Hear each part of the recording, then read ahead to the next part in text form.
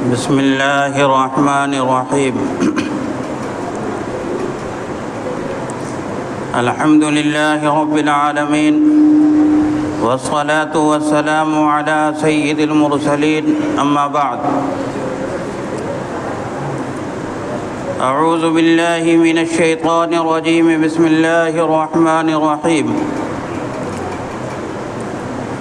وقولهم إنا قتلنا المسيح عيسى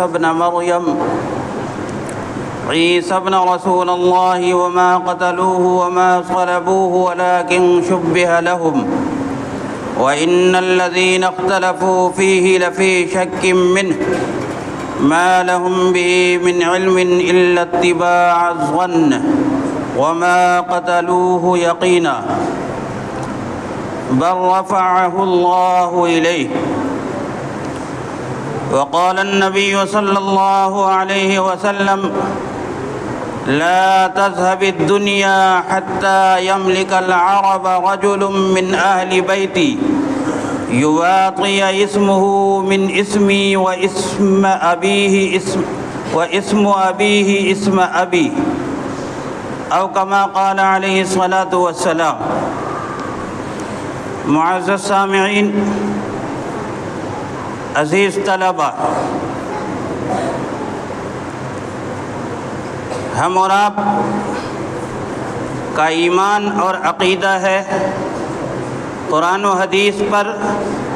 اللہ اور اس کے رسول صلی اللہ علیہ وسلم کی ذات اقدس پر۔ قرآن کریم نے اور جناب محمد رسول اللہ صلی اللہ علیہ وسلم کی زبان مقدس نے جن باتوں کی نشاندہی فرما دی ہے اور جن باتوں کی پیشین گوئی کر دی ہے، وہ باتیں یقیناً ہو کر رہیں گی، اس لیے کہ جناب محمد رسول اللہ صلی اللہ علیہ وسلم کی ہر بات سچی ہے اور ہر بات جس کو انہوں نے کہہ دیا ہے وہ ہونے والی ہے۔ اس لیے جتنی بھی باتیں قرآن و حدیث میں بیان کی گئی ہیں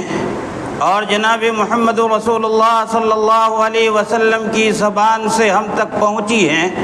وہ تمام باتیں یقیناً ہو کر رہیں گی۔ اور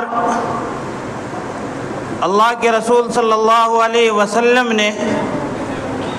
جب پیشین گوئی فرمائی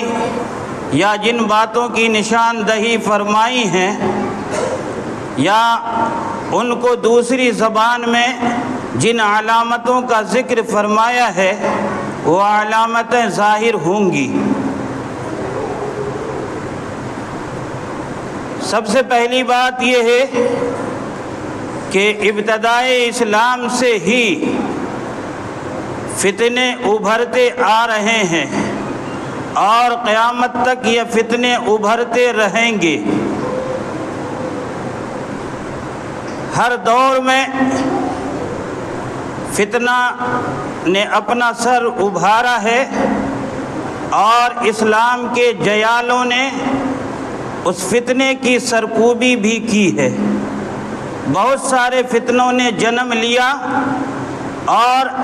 اسلام کے جیالوں نے ان فتنوں کو سرے سے ہی مٹا دیا۔ آج وہ فتنہ روئے زمین پر موجود نہیں ہے۔ وجہ اس کی صرف یہ ہے کہ ان جیالوں نے اور اسلام کے داعیان نے پوری محنت اور پورے جذبے کے ساتھ اس فتنے کو مٹانے پر اپنا وقت، اپنی جان، اپنا مال سب کچھ صرف کر دیا تھا۔ نتیجہ اللہ نے یہ دیا کہ وہ فتنہ ہمیشہ کے لیے ختم ہو گیا۔ آج سے بہت پہلے قادیانیت نے بھی سر ابھارا تھا اور اس نے اپنا پنجہ ہر ایک جگہ اور ہر ایک مقام پر گاڑنا چاہا اور بہت سے مقامات پر اسے کامیابی بھی ملی، لیکن اسلام کے داعیان نے اس پنجوں کو اس طرح مڑوڑا کہ پھر دوبارہ وہ پنجہ گاڑنے کے قابل بھی نہیں رہا۔ ہمارے لیے اور آپ کے لیے مثال ہے منگیر کی سرزمین، جہاں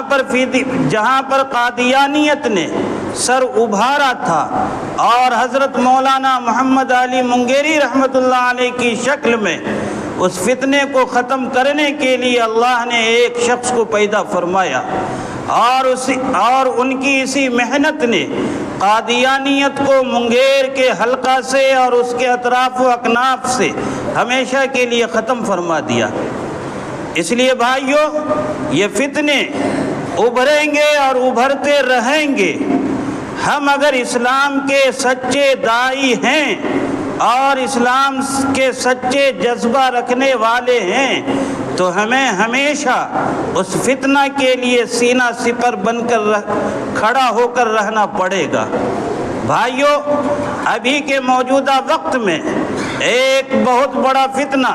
فتنہ شکیلیت ہے، جس نے ماضی قریب میں ہی جنم لیا، اور اس کے پیچھے چونکہ معیشت مضبوط ہے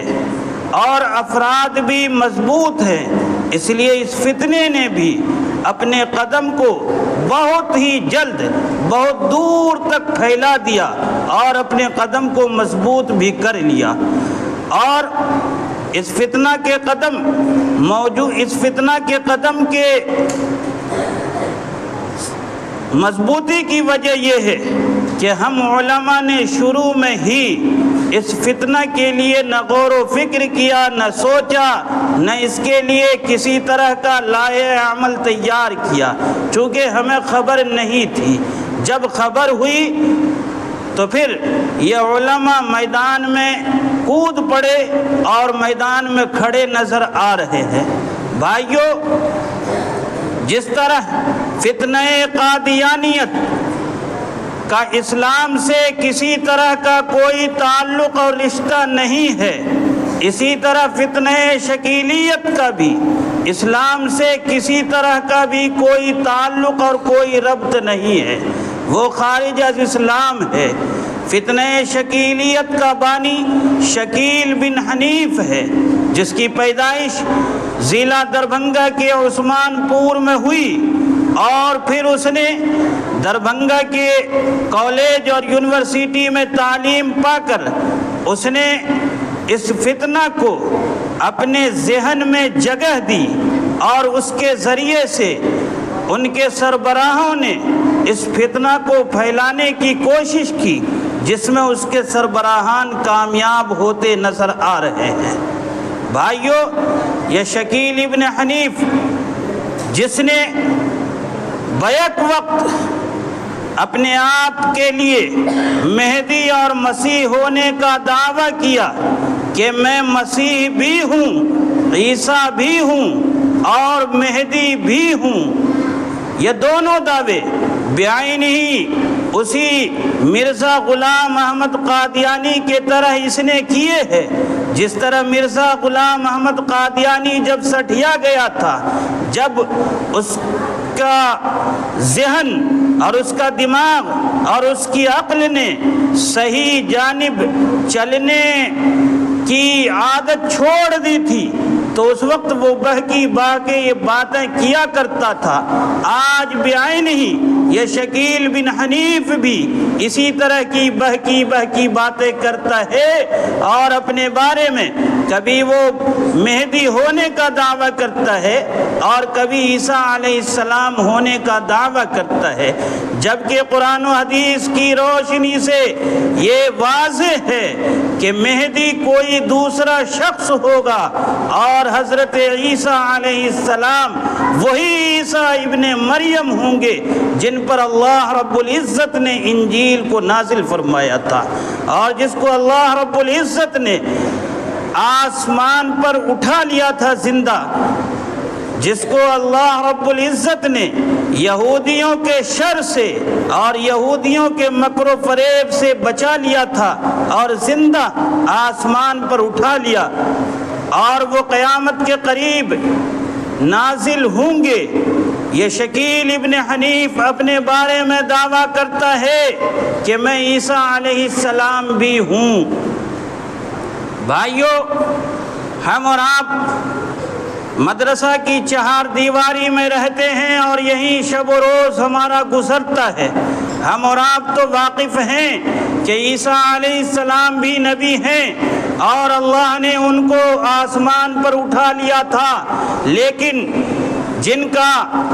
ربط ہم سے نہیں ہے، جن کا ربط علماء سے نہیں ہے، جو علماء سے دور ہیں، وہ اس عقیدہ سے ناواقف ہیں، وہ اس چیز کو نہیں جانتے ہیں کہ حضرت عیسیٰ علیہ السلام کو اللہ نے زندہ آسمان پر اٹھا لیا تھا۔ اس لیے یہ شکیل ابن حنیف اپنے اس دعویٰ کے کرنے میں کامیاب اس وقت ہو جاتا ہے جب لوگ اس چیز سے ناواقف ہوتے ہیں اور وہ اس کے دامے فریب میں پھنس کر اپنے ایمان کو کھو بیٹھتے ہیں۔ اس لیے بھائیو، ہمیں یہ سمجھنا ہوگا کہ شکیل ابن حنیف کے یہ دو بڑے دعوے، عیسیٰ ہونے کا اور مہدی ہونے کا، یہ دونوں قرآن و حدیث کی روشنی سے یقیناً غلط ہے۔ اس لیے کہ اللہ نے قرآن کریم میں فرمایا کہ وما قتلوه وما صلبوه ولكن شبه لهم، کہ اللہ نے حضرت عیسیٰ علیہ السلام کو یہودیوں کے مکر سے اور اس کے شر سے بچا کر آسمان پر اٹھا لیا اور انہی کے کسی ہم شکل کو ان یہودیوں کے ذریعے سے اللہ نے سولی دلوا دی، اور وہ قیامت کے قریب آسمان سے نازل ہوں گے، اور ان کے نازل ہونے کی کیفیت کو بھی ہمارے اور آپ کے آقا جناب محمد رسول اللہ صلی اللہ علیہ وسلم نے نشاندہی فرما دی ہے کہ قیامت کے قریب وہ دمشق کی جامع مسجد کے شرقی مینارے پر صبح کے وقت، جس وقت فجر کی نماز کے لیے اقامت ہو چکی ہوگی، اس وقت وہ